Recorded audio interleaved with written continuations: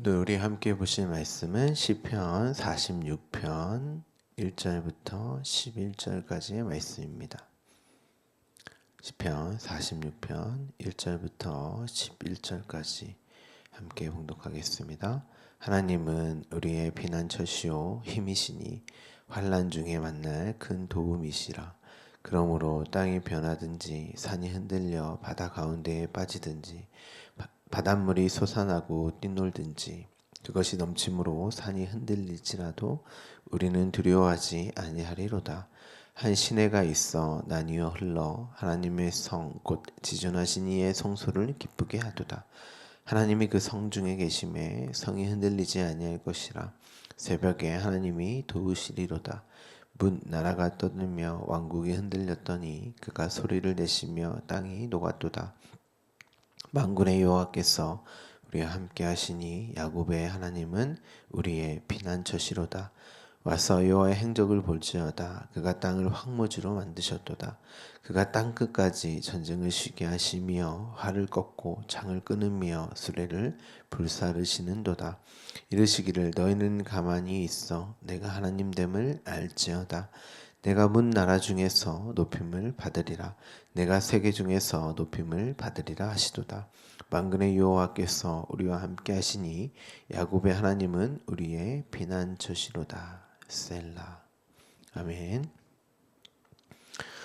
오늘부터 시편 46편을 함께 나누도록 하겠습니다. 시편을 영어로 쌈이라고 합니다. 제가 발음이 좋지 않아서 그런데 어쨌든 영어로 쌈이라고 합니다. 찬송가, 성시 이런 뜻입니다. 그런데 이제 번역을 시편이라고 했어요. 시편은 다른 성경을 보시면 장으로 이렇게 되어 있죠. 1장, 2장 이렇게 되어 있는데 시편은 1편, 2편 이렇게 우리가 부릅니다. 총 150편으로 되어 있죠. 편이라는 뜻은 형식이나 내용, 성질 따위가 다른 글을 구별하여 나타내는 말. 그러니까 한 편 한 편 다른 내용, 성질이 다른 글로 구별하여 보는 거죠. 시편이라고 했으니까. 시편 1편, 2편, 이렇게 3편 이렇게 되어 있는데 1편과 2편은 다른 내용이다. 성질이 다른 것으로 되어 있다. 독립적인 한 편이다. 이렇게 본 것입니다. 각자 개별적 의미가 있고 이제 연결되지 않는다고 본 것이죠. 하지만 제 생각은 좀 다릅니다. 여러분이 동의를 하건 하지 않건 성경의 기록자는 물론 편집자도 모두 성령이십니다. 성경의 한 장, 한 절, 한 단어, 창세기부터 요한계시록까지 모두가 예수 그리스도와 십자가를 담고 있습니다. 그렇기 때문에 어떤 본문을 보더라도 예수 그리스도와 십자가를 발견할 수 있어야 합니다. 그렇지 않다면 성경을 제대로 보고 있는 것이 아닙니다. 이것은 제 말이 아니죠. 예수님이 직접 말씀하셨어요. 모세의 글과 시편과 선지자의 글은 다 나에 관하여 기록된 글이다. 그렇기 때문에 시편 또한 1편부터 150편까지 예수 그리스도와 십자가로 연결되는 시로 봐야 하는 것입니다.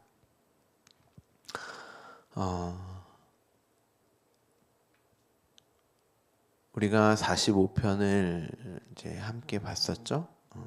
오늘 46편을 함께 봉독했는데 46편 또한 앞서 45편의 그 개념, 그 예수 그리스도와 십자가의 그 내용을 가지고 연결됨으로 46편을 봐야 여러분 이해가 됩니다.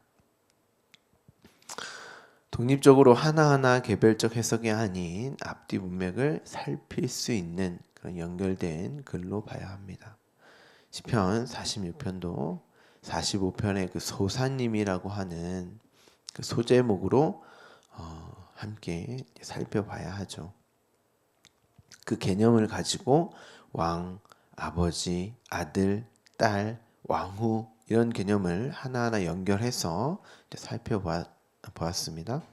그럼 46편 또한 이 개념과 연결을 해서 나와야 하는 것입니다. 이 부분을 놓치고 개별적으로 독립적으로 이 시를 보게 되면 이 시는 그냥 윤리와 도덕의 수준으로 우리의 삶의 교훈 정도로 해석을 하게 되어 있습니다.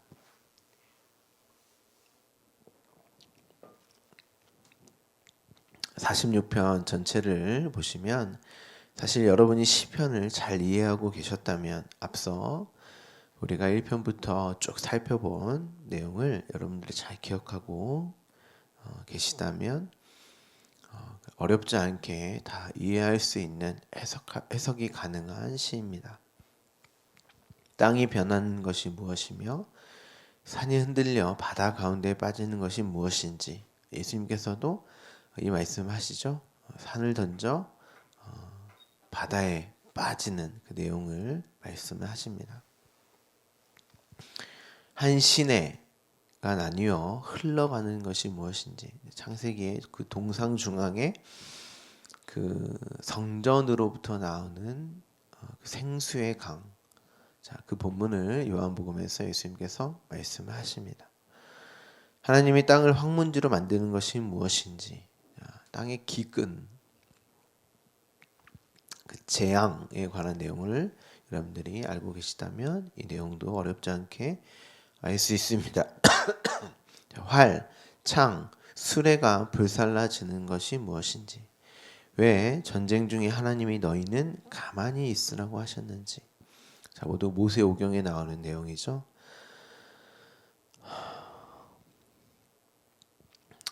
이 내용 하나하나를 사실 다 저희가 살펴보았던 내용입니다.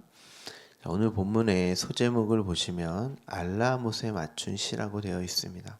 자, 알라못을 어떤 악기에 맞춘 장단, 장조로 이렇게 주석서들이나 이제 설교하시는 분들이 이야기를 하는데 사전을 찾아보시면 처녀라고 되어 있습니다. 알 수 없음 이렇게 나오기도 합니다. 여러 사전을 찾아보면 알 수 없음 이렇게 나오기도 하는데 스트롱 코드 사전을 찾아보시면 처녀라는 단어의 이제 복수형인데 이 단어의 그 단어를 이제 쫓아가서 그러니까 이 단어가 복수로도 돼 있고 단수로도 돼 있고 이 단어가 또 어디로부터 어떤 단어로부터 나오고 막 이렇게 연결되어 있거든요. 그 연결된 고리를 이제 쫓아가 올라가 보면 결혼 정령기의 처녀라는 단어의 복수형입니다. 처녀의 목소리 이렇게 사전을 찾아보면 나오실 텐데 앞서 우리가 45편에서 딸, 여자, 처녀의 개념을 살펴보았을 때 요한복음에 12살 소녀, 12해 동안 혈루증을 앓는 여인으로 이렇게 그 개념으로 함께 살펴보았죠. 그러니까 이 시 또한 자신의 신랑, 남편과 연합해야 할 여자, 신부, 딸, 처녀에 관한 시인 것입니다. 그런데 앞서 고라 자손의 맞쓰길이죠. 그러니까 신랑과 남편과 연합됨, 혼인으로 말미암는 그 원수의 자리에서 대적자의 자리에서 한 편이 되는 한 부분 분깃이 되는 연합됨을 설명하는 시인 것입니다. 그것을 이제 노래하는 시죠. 성경에 많은 여자들이 이제 잉태하지 못하는 여인으로 이제 많이 등장을 합니다. 그 남편의 생명을 가지게 되는 그러니까 성경의 참 핵심적인 내용이죠. 잉태할 수 없는 여인이 어떻게 남편의 분깃이 되는가, 연합되는가, 그리고 어떻게 생명을 갖게 되는가. 그것은 이제 구원이라고 합니다. 남편과의 동침, 그러니까 연합을 그 남편, 신랑을 아는, 그러니까 야다라는 단어라고 말씀을 드렸죠. 자, 그 신랑을 아는 거. 요한복음에 보면 하나님과 하나님이 보내신 자 예수를 아는 것이 영생이다. 이렇게 되어 있습니다. 그러니까 여기서 알다라고 하는 것은 물론 아마 헬라어에서는 기노스코 이렇게 되어 있을 거예요. 근데 단순히 지식적인 알을 이야기하는 게 아니에요. 헬라어에서는 그런 단어를 쓰지만 그 단어의 원 개념은 히브리적 개념이란 말이죠. 그러니까 야다라는 단어를 헬라어를 가지고 쓴 거죠. 그 알다라고 하는 건 단순히 신랑이 누군지에 대해서 아는 것을 말하는 게 아니라 그 신랑과의 연합됨을 설명하는 거예요. 동침함. 그 신랑과만 동침을 해야, 연합이 되어야 온전함이란 말이에요. 그것을 안다라고 하고 영생이라고 하는 것입니다. 그 신랑, 남편의 분깃이 되는 거. 그 신랑을 알면 영생이라고 했기 때문에 곧 영원한 생명을 가지게 되는 거죠. 영생이 그거니까. 그 생명을 가진 자를 신부라고도 하고 아들이라고도 합니다. 그러니까 신부됨이 곧 아들됨이에요. 왜냐하면 남자가 생명을 가지고 있으니까. 그런데 그 신랑이 말씀으로 오셨단 말이에요. 그러니까 그 생명 씨를 그 신부에게 주게 되고 그 신부는 그 씨를 받으면 아들이 되는 건데 그 씨는 말씀이란 말이에요. 생명으로 우리에게 주어진 것이 곧 거룩한 말씀이잖아요. 그래서 성령이 거룩한 말씀이에요. 그 성령이 우리에 뚫고 들어와서 우리와 함께하는 것이 그 생명, 말씀으로 우리와 함께하는 거예요. 성령이 우리와 함께하신다고 해서 그냥 상상을 많이 하시는데 말씀을 가지게 되는 그 생명을 가지면 성령과 연합하게 되는 것입니다. 그 말씀이 생명이고 영이다라고 성경이 그렇게 이야기를 합니다. 그 생명을 가지게 되면 영생하는 것이고 그를 아들이라고 한단 말이에요. 그래서 아들들이 되게 하셨다. 창세전에 예수 그리스도 그 사랑 안에서 거룩하고 흠이 없는 그 아들들이 되게 하셨다라고 하잖아요. 그 생명을 가진 자, 그 말씀을 가진 자. 자, 오늘 본문 그 알라못 그 처녀는 반드시 그 남편 옆에 서야 합니다.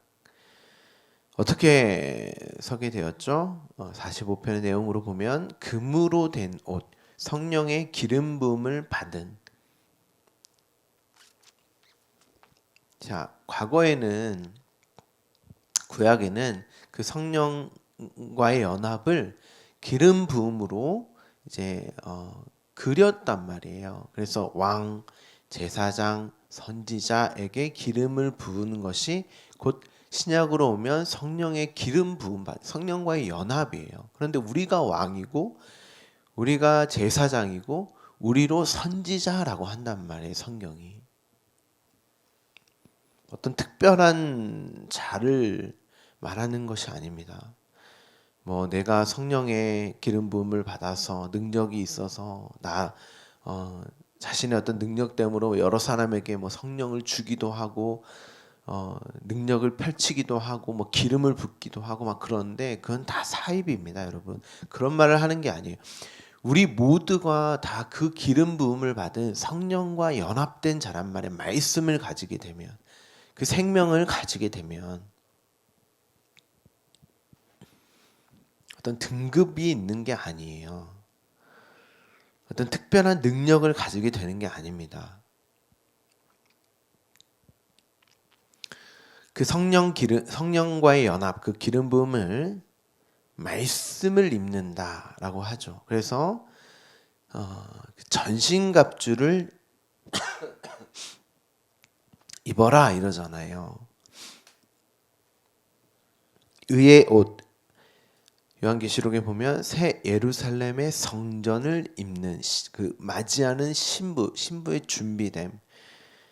그 옛 성전이 아니라 이제 새 성전이 되는 나를 이제 설명하는 거죠.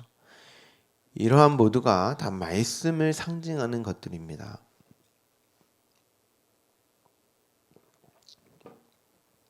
말씀에 관한 내용이죠. 이러한 개념을 가지고 오늘 본문의 내용에 관한 내용을 하나하나 살펴봐야 하고 이해를 해야 하는 것입니다. 우리가 이제 내일부터 또 한 절 한 절 한 단어 이제 살펴볼 텐데, 또 말씀을 드리지만 이전에 다 제가 언급을 했던 말씀을 드렸던 내용입니다. 근데 들으시면 또 생각이 나실 거예요. 이전의 시편을 좀 반복해서 들으시면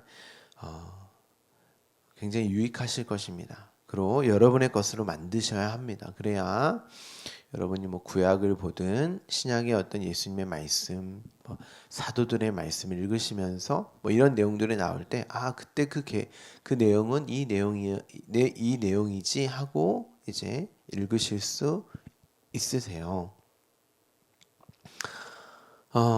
우리가 이제 새벽 예배나 뭐 주일 예배를 드리고 있지만, 예배를 드린다는 것은 단순히 출석의 의미가 아닙니다. 말씀을 배우시고 그 말씀을 가지셔야 합니다.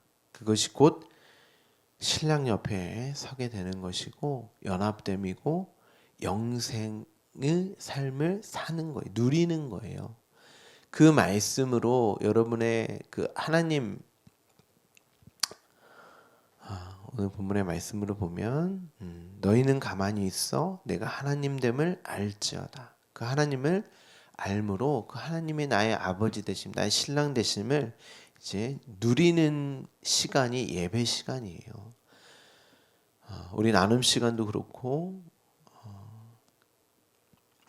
그 말씀을 듣는 그 자리가 빨리 끝나고 빨리 돌아가야지, 지겨워, 그렇게 여기지 마시고 그 말씀을 듣는 시간이 하나님을 누리는 시간이고, 또 이 예배의 시간이 곧 여러분의 삶의 자리로 연장됩니다.